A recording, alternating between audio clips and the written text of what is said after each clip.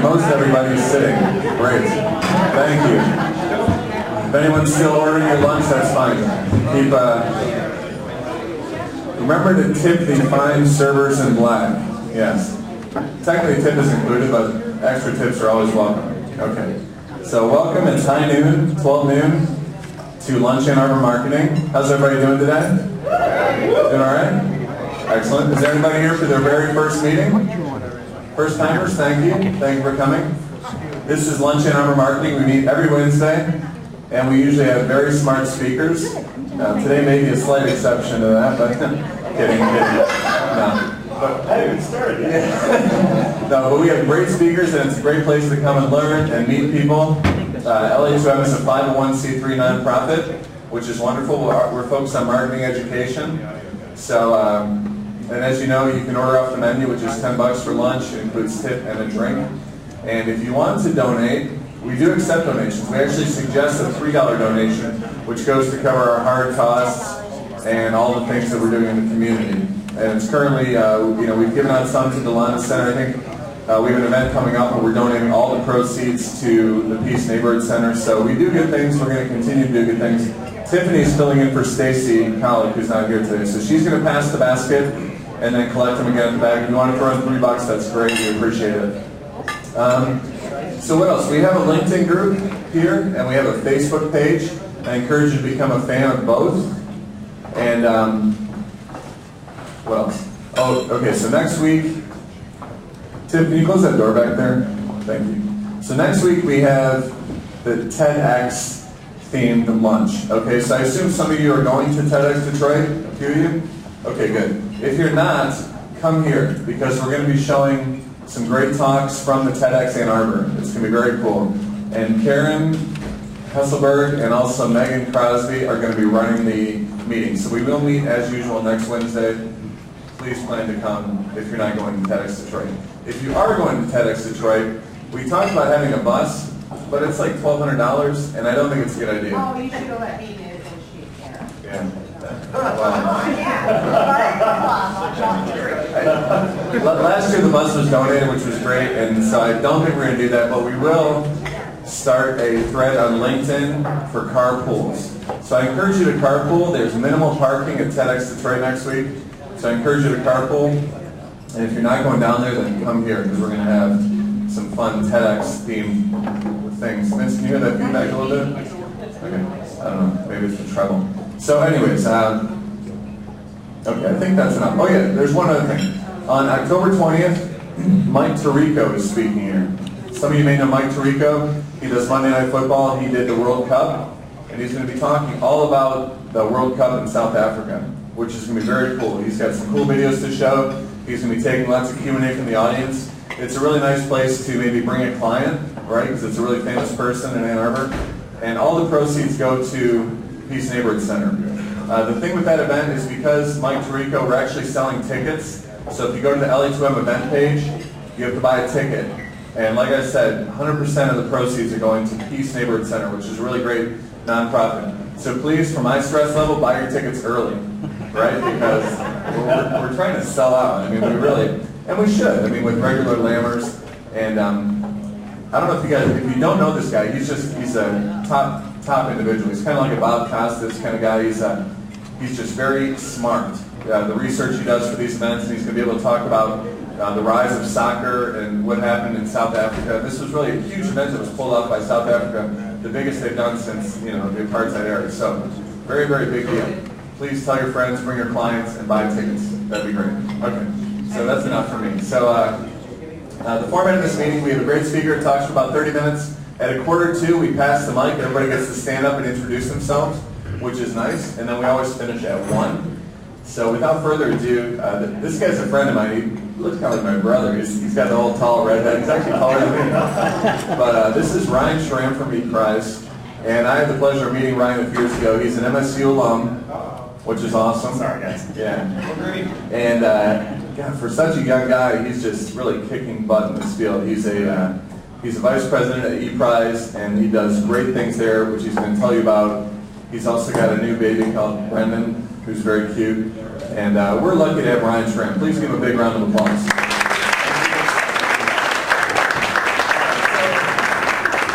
the mic hasn't been working all morning. Can you guys hear me in the back? Yeah. Okay. All right. So if there's horrible feedback, I apologize in advance. But I'm absolutely thrilled to be here. Thanks to Derek and Dee for the invite. This is my first Lunch at Arbor Marketing luncheon, and wouldn't you know, I get a chance to speak at the very first one. How cool is that? So here, today what we're going to talk about is this concept of relationship equity. And ultimately, look, it's no secret, it's been a very tough 18 months for almost every business on the planet, but the one thing that has saved most businesses is the quality and the caliber of relationships that they've had with their customers. And at ePrize, we got our start 11 years ago doing something that had nothing to do with building a relationship. It was actually a way to give away a Volvo car. This is a true story. A Volvo car, as opposed to stuffing a piece of paper in a cardboard box to create a form so people on this newfangled thing called America Online could enter to win it. That's how we started. So Josh and our founder is a Michigan guy as well, came up with that idea, it became a concept, which became a business, which 11 years later now, we are the leader in interactive promotion, loyalty, and CRM, and we're based just up the road in Pleasant Ridge. So what I'd like to share with all of you today is some of the tips and tricks that we share with our clients every single day on how to build a better relationship, and principally address the what's in it for me factor in marketing today. I think there's so many different avenues. There's no shortage of things we're talking about. We could be here until dinner time, but I'm not going to keep you that long. What I want to give you, though, is a great clip notes of things that you can take away and hopefully use for your business. I'm pretty informal, so if you have, I know we have questions later, but if something doesn't make sense, give me a shout, and I'll definitely be sure to address it. So today, we're going to look at basically the face of today's consumer. We're going to look at the new era of consumer empowerment. We're going to talk about trends and what I've been calling precision marketing. And we'll get into what the definition of that is later on. I also want to share with you some campaigns, some things that my company has done, some others that other companies or partner companies of ours have done. And then I think as we start entering into the fall time frame, and most corporations who are on a calendar fiscal are looking at next year and saying, what the heck do we do? I'd like to give you some trends that we're seeing and some things to think about as you approach that planning cycle. And then lastly, my good friend Bill Burton says, if you can't say it fast, at least say it short. And so four really easy, simple keys to success that you can walk away with today and feel like it was worth the $10 for lunch. So really quick, a little bit about me so you know how I came to be. I actually worked on the brand marketing side and the media side of the business long before coming to ePrize almost 6 years ago, and started at a little company called AM/FM, which became Clear Channel, then graduated over to the Big Boys Club, worked at CBS and West One for a while in the ad sales group, and joined ePrize when we were much smaller than we are now, and it's been a wonderful, wonderful ride. I do live in the area, and I had to bring out an egregious baby photo because it's required at this stage. She's 2 months old today. We're really proud of her. So, ePrize at a glance, really quick. So we've built over 7,000 campaigns. We've done this now, I think the count is 38 different countries around the world, if you can believe it, of varying size and scale. We work with a lot of great brands, Disney, American Express, AT&T. We'll showcase some of those later on today. We're very proud of those relationships as well. And the thing that you should know is that we're a Michigan-based company. We were started here. The crux of our employees are still here, even though we have offices now in all the big major ag markets that you'd expect.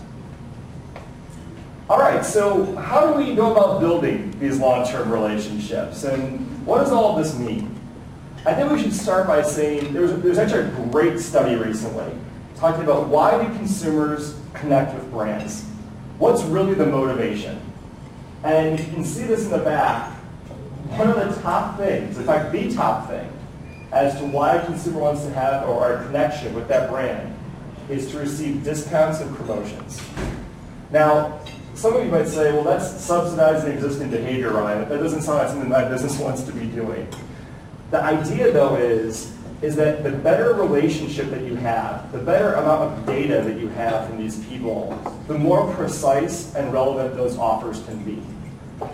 It's very simple. So Derek knows a lot about me, so he can tell you things that are relevant that you might find interesting. You would be shocked at how many brands, big-time brands, forget that. It would be as if I knew that Derek likes Michigan State. I said, "Hey, Derek, great to see that your Spartans lost last week. That's terrific, isn't it?" And he kind of give you a frown. Well, a lot of brands do that, and they do it in a one-size-fits-all mentality that's even more damaging than you can even believe. And now we're also, because of the social sphere, able to measure that damage in real time. But then you cascade down and you say, all right, I want to show others that I like or support this brand. The idea of affinity comes out of this. Affinity is very powerful in the psychology of relationship. Other kinds of things. I want to have access to exclusive content. This, again, is a big fundamental piece. Being able to pull back the curtain just a little bit means a lot, and that affects the bottom line. But then you look at the impact of relationship and this idea of engagement, and you find some really interesting stats. 65% of consumers report that a digital experience has changed their opinion about the brand or its products and services. So let's boil this down. When people are saying, my website doesn't matter, or I don't need to be on Facebook, you really do. Because people are looking to that, and it actually can be the thing that helps your business as much as not being there may hurt it. The other interesting thing is that the idea of a quality relationship is directly correlated to the tune of 97% whether or not someone has gone on to make a purchase from that brand. So again, you're staring straight down the barrel of the gun. This is really critical stuff.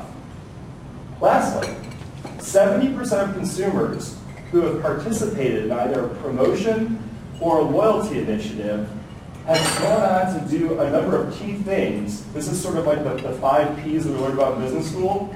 They're more aware. They're more likely to purchase. They're more likely to recommend. And they're more likely to make sure that recommendation is something that is meaningful to their friends and immediate social circle. That is what we're talking about here today. So I wanted to name this session something that sounded very professional, but in reality, it should be named this. If you think that you're married to your customers, you're kidding yourself. In fact, you're barely dating. And what we mean by that is, when was the last time you actually took maybe that database that you have of your customers and did something with it other than just sending one message to everybody? One direct mail piece. The same email talking about the same things to everyone that you have. That's not uncommon. It's very, very common in fact. But what ends up happening is the brands who understand that if you say relevant things to relevant people, you have the leg up on the competition and being able to be much more precise in that communication. So let's talk about what today's customers are ultimately empowered with. And it's really 3 key things. The first is probably an obvious one. It's access. This is an always-on society that we're in. There are literally thousands and soon to be tens of thousands of media choices. People have phones that they're always connected to, and those phones are getting smarter and smarter. And the connectivity is becoming increasingly ubiquitous. That's really important. Just as important is this idea of control. Some might call this preference. I think control is actually a more accurate term. Consumers want to know what, when, and how they're going to receive content from brands, and also when they're receiving that content, in what channels. This is another interesting thing. This is a lot of research on this idea of participation. Not only do brands want to have that idea of creating a community, but their customers actually want to participate in that. And in fact, they want to, in many cases, influence the outcomes. And you're seeing that more and more in campaigns. So the rise of Facebook fan pages, this idea of being able to collaborate in real time, with your end customer is something that is very, very meaningful. So how does this all come together, and what does it all mean in the big picture? This is where we introduce the idea of what we deem as precision marketing. So marketing strategies and media plans must address and provide that access. They must respond to the desire for control. And they have to provide a reason, not just the ability, a reason to provide participation. And by using precision marketing, it gives you an approach to be able to help qualify and quantify this new kind of relationship with those customers. Make sense? I want to also introduce an idea to you that is probably the other side of the coin. So we're talking about what's in it for me, right? So this all sounds great, Ryan, but what you're basically telling me is that there's this big brother mentality and that everyone's going to know everything about me and that's going to allow them to help sell more stuff to me. It doesn't make a lot of sense. Well, that's why it has to be equitable inside of every approach that we do. And we've coined a phrase that helps people remember why this is important. And we refer to it as connect, collect, and perfect. So you want to connect with your customer base. You want to collect information, behaviors, validate those behaviors, and then you want to perfect that relationship over the course of time. This is not a brute force kind of thing. It does not work with one touch. It works with frequency. So you go back sort of to marketing 101, you say, what do brands really want at the end of the day? They would love time spent and they would love frequency with their top customers. So if you marry this approach of connecting in the right ways, collecting in the right ways, and perfecting in a genuine way, it yields to far greater precision. So let's use an example. This is how a lot of brands approach their marketing and a lot of how this dialogue management, these relationships are built. So what you have, I've coined these promotion A and promotion B. So we have our base of known consumers, and we'll spend a bunch of money. We'll do a Super Bowl promotion, okay? We're going to collect millions of names. How cool is that? We're going to spend money to do that, and guess what? The promotion's over. Now what do? Nothing. That's what most people do. And then, guess what? Back to school comes along. Let's spend millions more dollars, collect millions more names. Terrific. What do I do with that? Nothing. Flash forward. If you can leverage these relationships, embrace this idea of precision marketing, suddenly what you're doing by providing relevance and dynamic content is you're providing that existing base plus your incremental base a reason to react and interact with campaigns. So again, promotion A, the idea would be we grab those new consumers. Now we have data that we're collecting on them over a series of interactions. We have the ability then, through all the traditional channels, whether it's email, whether it's social, whether it's direct mail, we have the ability then to drill down and provide an ongoing conversation so that when campaign B comes around, we're leveraging the equity that we've invested in the fact that we're talking to people in a dynamic and custom way. Therefore, it doesn't feel like such a big disconnect to you. You don't feel like, well, wait a second, last time I interacted with your brand was back in January during the Super Bowl, and now it's September, like, what gives? Now you have an ability to leverage some of that over the course of time. And also, the other thing is that when we're talking about creating relationship equity, this approach makes your data, makes those relationships a true asset to your business. And I'm talking about it in terms that are really more tactical or philosophical. The other thing that I would suggest that you think about, this is also cultural for most businesses. This idea, this philosophy of being able to embrace relationships that happen both in the online world are only as good as those that also pay dividends in the offline world. And the two have to be able to correspond. So let's define precision marketing. I've defined it as a process that identifies, attracts, and retains your most valuable customers. And how do we do that? Well, by creating segmentation, by learning more about people over the course of time, we're able to target high prospect consumers with more relevant offers, causing them to react faster, perhaps, than the folks who are getting that one-size-fits-all message. It also ultimately reduces your cost of marketing. I'll repeat that again. It reduces your cost of marketing by being able to direct the funds and the people that matter most. I think that I came from the traditional media world, and this should be like sacrilegious at CBS if I said that one size fits all isn't the best size for everybody. But the truth of the matter is there's so much waste out there nowadays. And I think that brands are starting to get it, and we're seeing that trickle down on a local and regional level as well. Here in town, the folks at Google can tell you ad infinitum how important that is when you're looking at everything from AdWords buys to display buys. But even in a broader sense, and as you continue to really bring a much better hygiene to your communication cadence, by being able to drill down to the right people, it eliminates the waste. The last thing is, there's a relevancy that has to do with time here.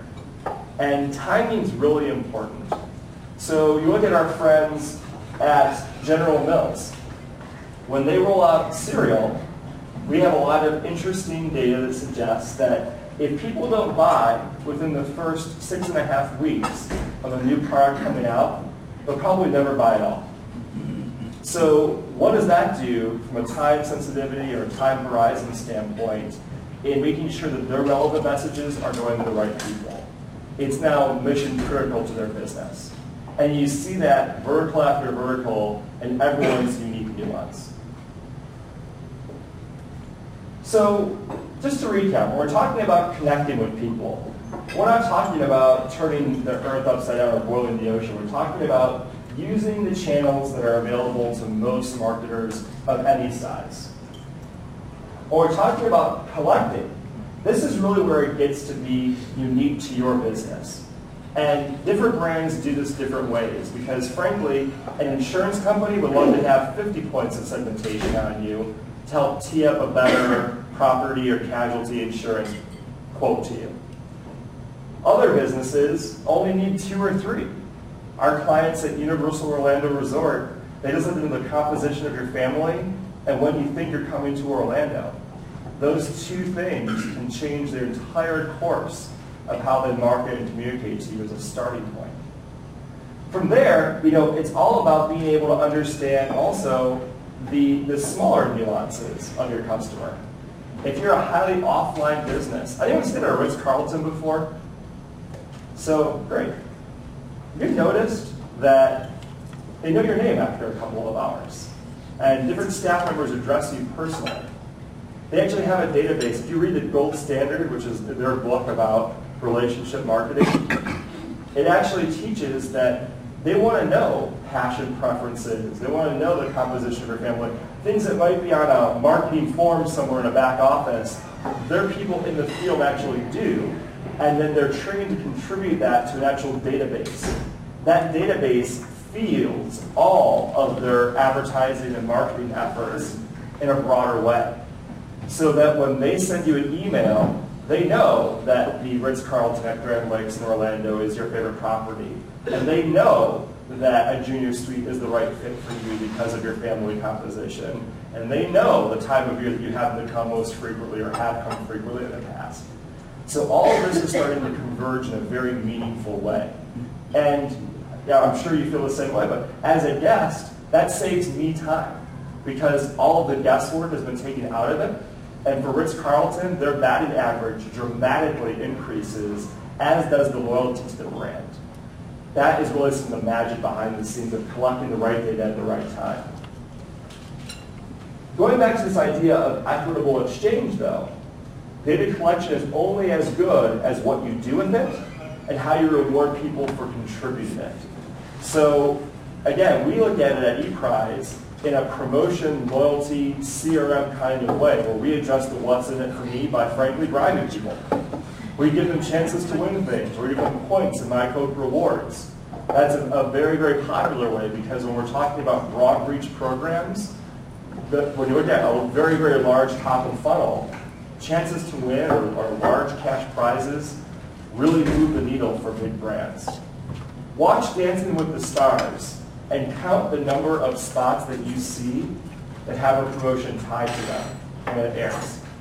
It's over half.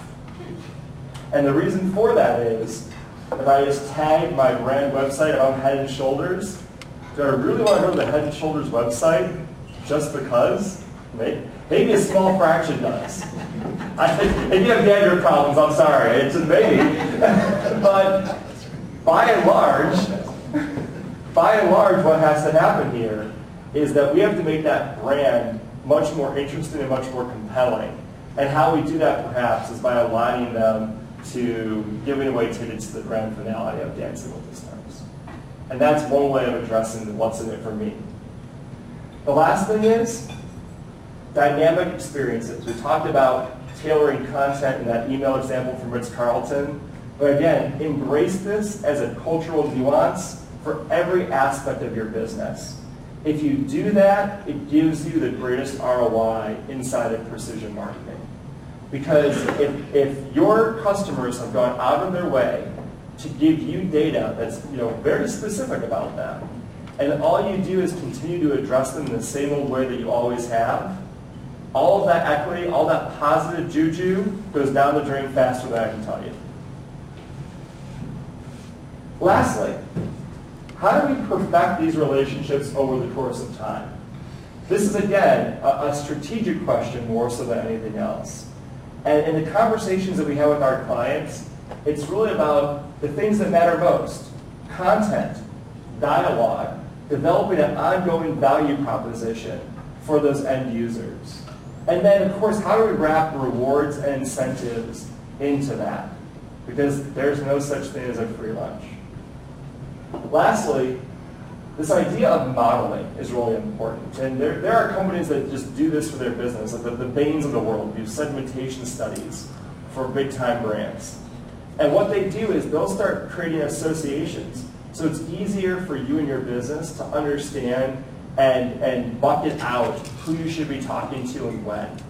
So we know at, using a packaged goods company reference, there's things like active moms, there's things like, single dads, there's different categories, and in that brand's example, they have about 7 of them that they use, and they model in their efforts towards precision marketing. And the reason that they do that is twofold.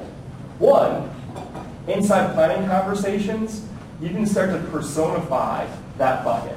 You can refer to them as a name, in fact. Many of our brands do. So, I was in a meeting yesterday, we were talking about Sharon and how she orders catering for her company.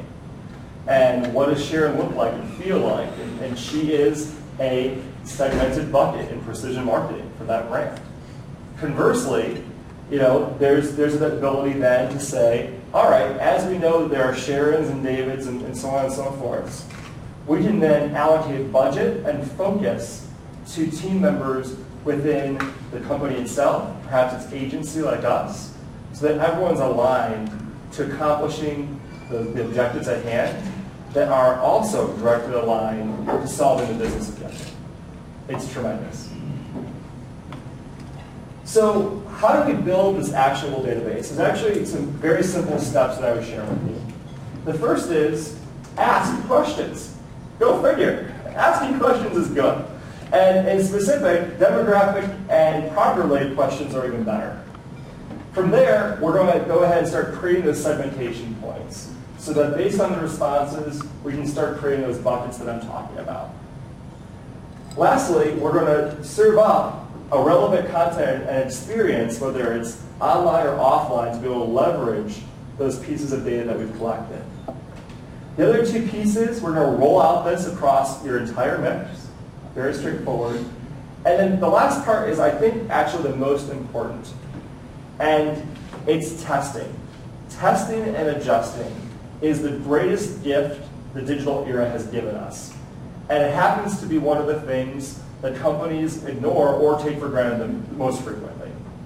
And the reason for that is that testing's hard. You have to come up, first of all, with test plans, which no one wants to do, and you have to address and accept the idea of failure. And that's okay, because in today's modern mix, in the media and advertising world, we can adjust the ebb and flow in just as fast as you can press a mouse click. So don't be afraid to make sure that you're testing and adjusting as you build out these databases. So ultimately what this does, this is what we've seen as the traditional sales funnel, right? So awareness, interest, desire, action, right? So what we're seeing now by embracing precision marketing, you get more of a map like this. Vertically, you have your channels, social, mobile, microsites, those kinds of things. Horizontally, you have your focal points. In our business, it's things like media, promotion, loyalty, and CRM. And again, it's the intersection of all these things that breeds the most power. We have about 10 minutes. I'm going to share a couple of campaigns, but before we get into the exact case studies, I want to share with you a highlight reel of some of the things going on right now that are hot in relationship marketing.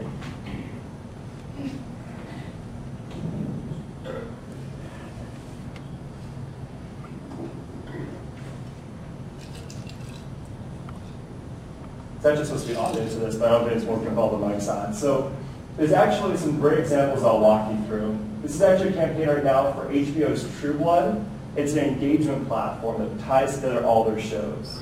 For Jack's Links, the beef jerky company, Nathan's Hot Dogs, a virtual hot dog eating contest. Microsoft, this is a scavenger hunt actually for students. Carhartt, here, a great Michigan brand. For the Sex and the City movie, we actually built the ability for you to configure and go to Carrie's closet and build your own dream outfit and win that outfit. For Jelly Belly, you can actually nominate new flavors. This is American Idol. Design a cup, and Ryan Seacrest drinks the winner. Miller High Life Rewards. This is a 3D loyalty program. Fast and the Furious. We do all the Universal Home Video campaigns. And these are things where you can actually edit clips in real time and share them with friends. For Macy's, it's again about configuration and adjusting consumer preference. Same with Lenovo, we can fit you into a laptop that's based on your consumer preferences. For AT&T, the bobbleheads game actually taught you how to be able to triple play your DSL, your cable, and all that great stuff. So some really cool examples there. Let me show you a few more in depth.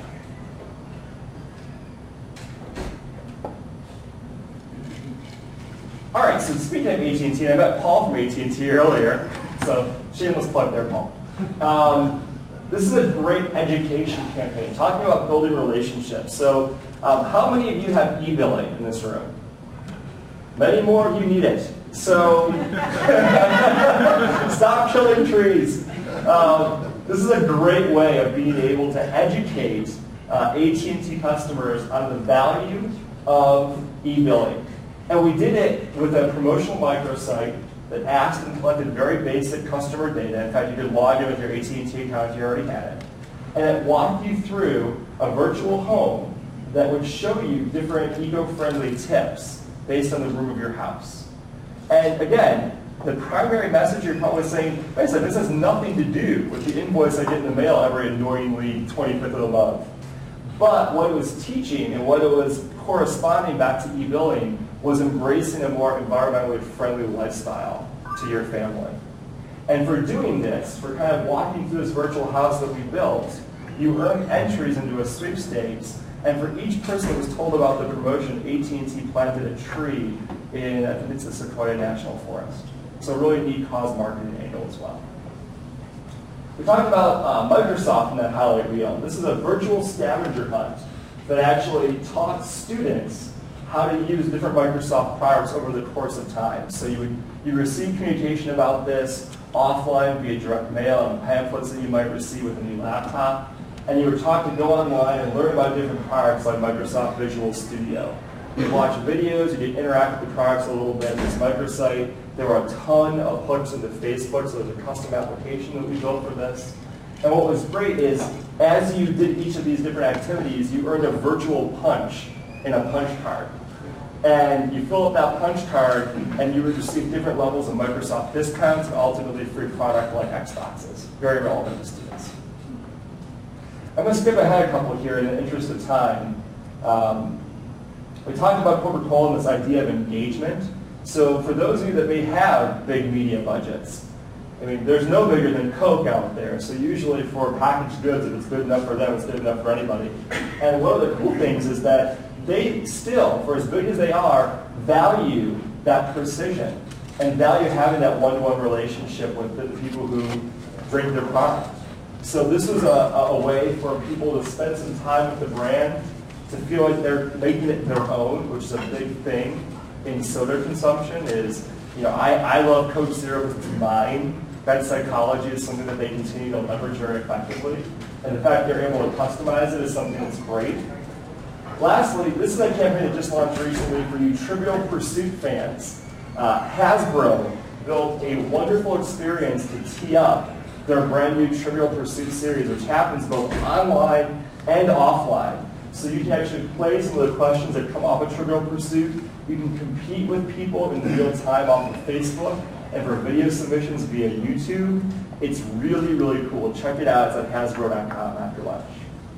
All right, just to wrap up, here's the top 10 integrated marketing trends that I've been seeing and some advice on how to build these relationships.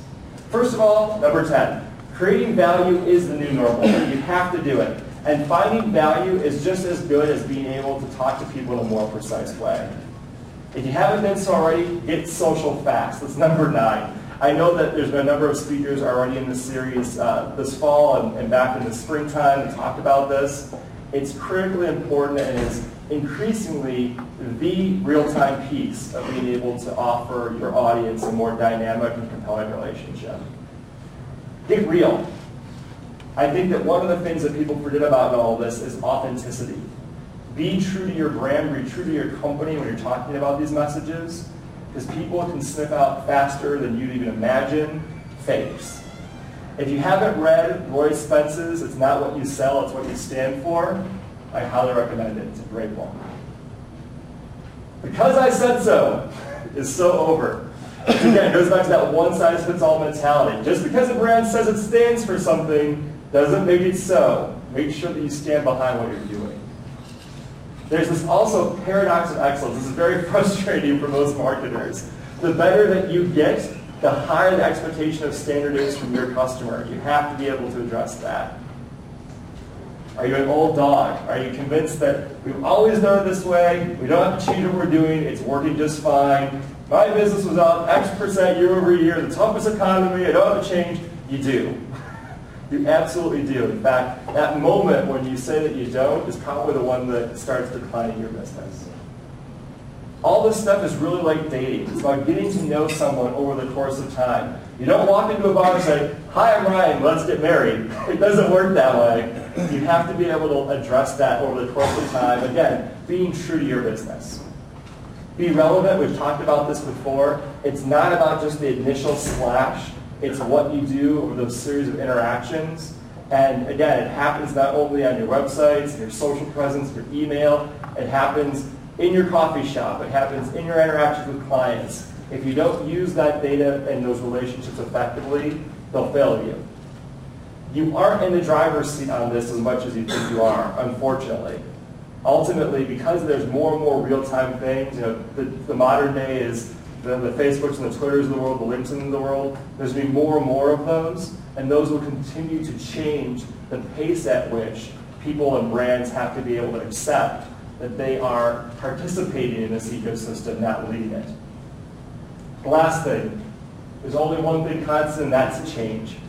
And I hope that I've showed you today that, you know, in this area, in this ecosystem of precision marketing, the change is a really positive thing for your business. It can yield great results. So just to wrap up, the 4 keys to success. Businesses and marketers will come to accept there are 4 engagement methods. So it used to be the 5 Ps of marketing, remember that? Now it's the 4 methods of engagement. It's the platform, it's the context, it's the message, and it's the experience. And being able to have those converge and bring them together is what yields the best result.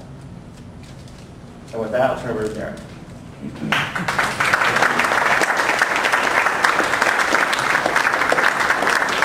Thanks. Thanks, Ryan. So we do have a couple minutes for questions. Who has a question? Raise your hand, I'll give you the mic. To the back here, Mr. Brady. I work for a company, two-thirds of our customers are over the age of 65. Thoughts on reaching and engaging that customer group and the experiences you've had or platforms that you think are relevant. We do some things online, but it's growing, but not quite there. Well, there's two different interesting things right now. There's sort of the stigmas of that plus 65 audience, and then there's the realities. One of the things I encourage you to do, if you haven't done so already, is do some really good research, do like a media dynamics study of that population. What we found with our brands like the health insurance companies is that far more of people in those audiences than we ever thought were wishing to interact in increasingly digital means. So it may not necessarily be Facebook or Twitter, but actually mobile apps was one of the areas that popped up on the radar that I didn't expect.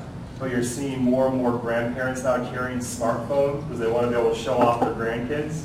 It's a really simple thing, to be honest with you. That's a big conduit right now. The other thing is being able to create better authenticity around direct mail, because that entire audience right now has been poisoned by junk mail. So if you can find a very great way of being able to connect with them using dynamic content in a unique print piece, they're more likely to open to somebody else. Yeah. And also, don't forget their children, the influencers, right, who will buy from mom and dad. That's great. Who else? Time for one more, maybe two. Thank you for this wonderful discussion on precision marketing. It's really exciting. Thank you. I'm curious, do you work with the marketing departments of the brands that you work with? And how much, what do they come to you with a strategy and so on, and then you just show them the tools and the toys, or what so what's the vision? Our business, we do work directly with marketers. We typically enter at the CMO level. And they'll come in and share with us and say, here are some of the challenges in our business, more cases than that, and then our strategy team will come in and build solutions against those. What also happens sometimes is that, especially in larger brand marketing organizations, they might have specialists in promotion or CRM, and they have very, very specific needs, and we'll come in and react to that on a one-off basis. I have one last question. What would you say is the biggest success story you've had with a client, the kind of case study that you often will just pull out of your head? I mean, we talk about My Coke Rewards a lot. I mean, if you're in brand marketing, Coke is the biggest debate. It's a very hard mountain to climb. And what's interesting about My Coke is that it started off as a very small initiative about 7 years ago that was intended to be a points-based loyalty program for Coke. Now it's a multinational. It's in 17 different countries around the world. And instead of just being something where you earn points for drinking cans of pop, what Coke has embraced is this engagement and relationship philosophy. So mycoke.com is now the hub for all sponsorships, promotions, relationship, and social for all of their brands. So it doesn't matter if you drink Dasani, or drink Minute Maid, or drink Diet Coke. That is the convergence point for their corporation. So that's the gold standard, is the My Coke. We like to think so. Pretty much. Okay, let's give Ryan one more big round of applause. Now we're going to pass the mic, and please give us your name, your company, and if there's anything real brief you want to tell us you're looking for, you can do that, and then pass to a friend. We'll start with Al Carpinelli. There's my name, Al. I'm from Lodging Solutions here in Ann Arbor. We are a 15-year-old digital, web, and mobile development house. If you want help, give me a holler. I'd love to talk to you. Thank you, Al. I'm Steve Schram, Director of Michigan Radio, your NPR News and Information Station here in Ann Arbor and throughout Michigan. And that is my son, Ryan Schram. I'm also the new first-time grandpa from Denver, who's only 2 months old. Hi, I'm Cherise. I'm a Wolverine, Go Blue, and I'm a freelance marketing consulting and consumer insights and brand development. I'm Dennis Spaniak, 25 years of digital publishing experience, mostly in finance and operations, and that's it. Hi, my name is Gary Baker.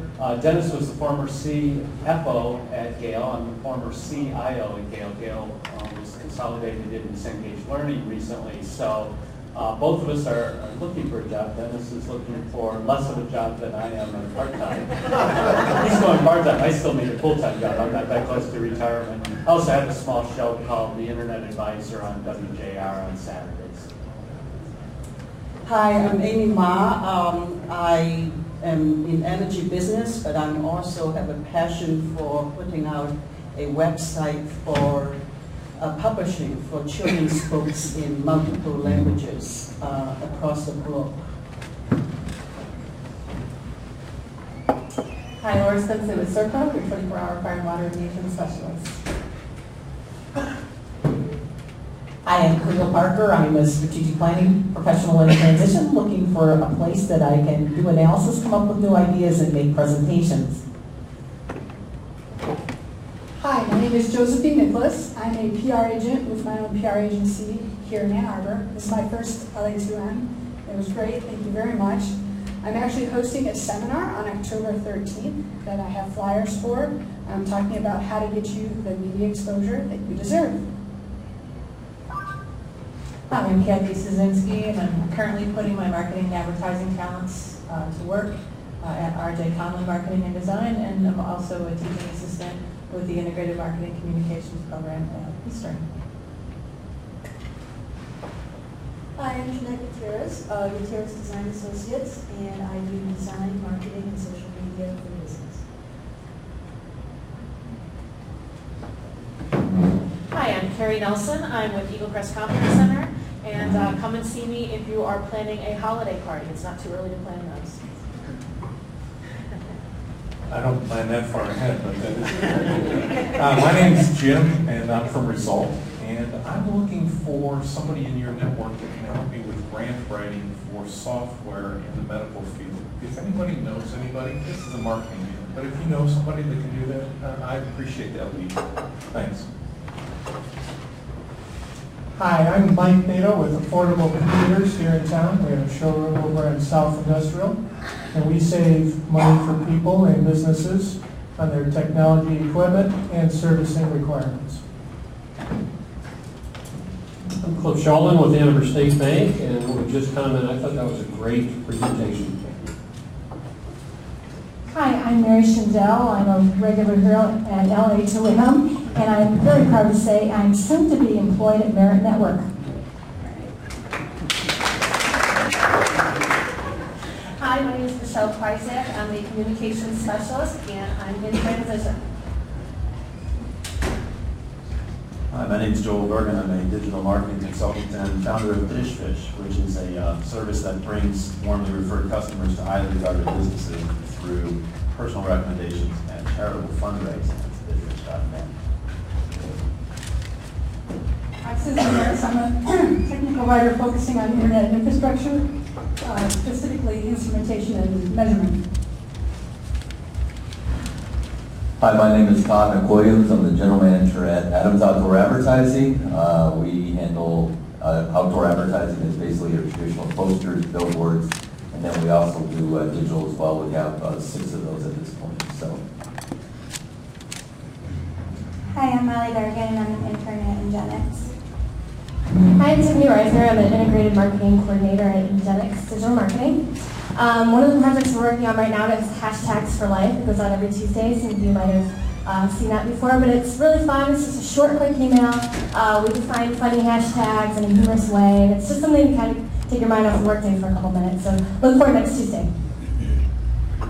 Hi, I'm Veronica Player, and I'm a consumer marketing specialist in transition. Dan Brady, I run the consumer division for rehab and exercise equipment manufacturer New Step, which is down on State Street. Hi, Andy Buchanan. I'm a marketing intern under Dan Brady at New Step, also a freelance writer.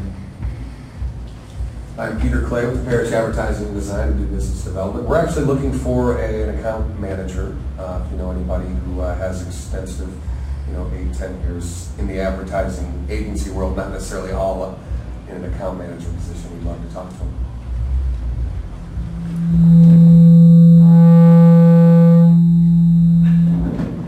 Must be a phone or something. I'm Tom Bobby, I'm president, mobile exhibit specialist. Next to me is Teresa Brown. I forced Teresa to come to lunch today.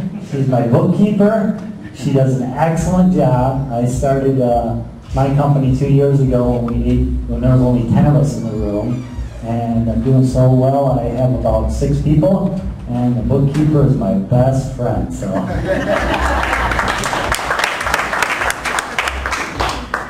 Yeah, if you need a good bookkeeper, she freelances. Small businesses are still struggling in this economy for sustainability and growth, and it's so nice to hear a success story.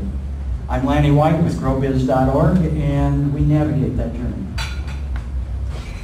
I'm Lance Smith, rapidware.com. We help businesses with online, offline needs. Want to invite you to help Milan enjoy its 125th anniversary this Sunday. Come down to the south end of Washtenaw County and discover Milan. Hope to see you there. Hi, I'm Jennifer Steinberg. I'm a sales rep. I'm selling advertising for Arbor.com. I'm Paul Dupree. I'm with AT&T. I work with small businesses in the area. Hi, Mike Wynn with San Latrina, a new U-verse client. So, well, I haven't had service yet, so I can't.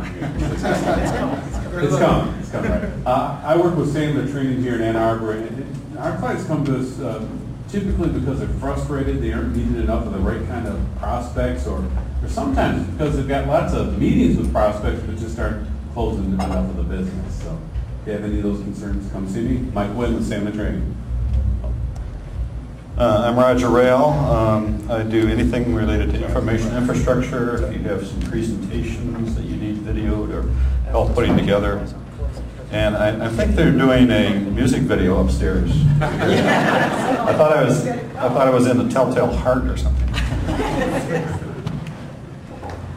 Hi, I'm Sherry Marcy. I'm your ambassador from GLEQ, Great Lakes Entrepreneurs Quest. It's www.gleq.com or .org.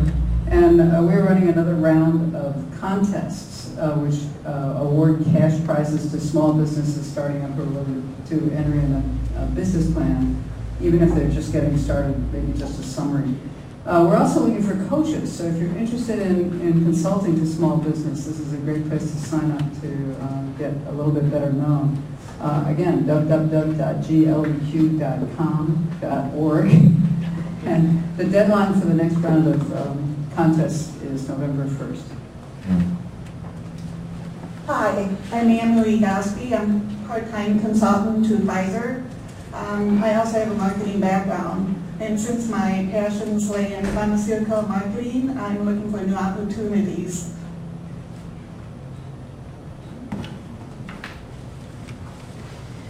I'm Jenny McKillop. I do social media marketing and training at JSTOR. I'm Josh, New World Web Consulting. We do advertising and marketing solutions for the web. Carter Sherman, Rockton Studios, and I'm a commercial editorial and portrait photographer. All right, and I'm Derek Maribon, CEO of Ingenix Digital Marketing. And Molly, our wonderful intern back there, did mention she's a Spartan too. Thanks, Molly. Don't be so shy. Take over the world. Yeah, taking over the world. But yeah, we do web design. We do different types of internet marketing, SEO and pay-per-click. And thanks for coming. I'm now going to pass it over to Ms. Dee Davey. I'm Dee Davey. I'm an independent marketing contractor. I help overstretched and under-resourced marketing teams get marketing projects off their desk without the investment of a full-time resource. And I have an ask today. I'm in the middle of another techno nightmare, not uncommon for me. I am unable to send or receive email messages in my Microsoft Outlook. So if anybody can help me, please let me know. Thank you very much. I'm also the voice of Lunch and Arbor Marketing, and Derek already gave an introduction to next week's program. Just as a reminder, next week at LA2M, we are TEDx themed. It's going to be a great session. If you haven't had a chance to join one of the live TEDx events. This is a great opportunity for you to get a snippet of some of the fantastic presenters. Every time I review a TEDx video or have had the opportunity to attend a TEDx event, I've been inspired. So come next week to LA2M and be inspired. Thank you and see you again.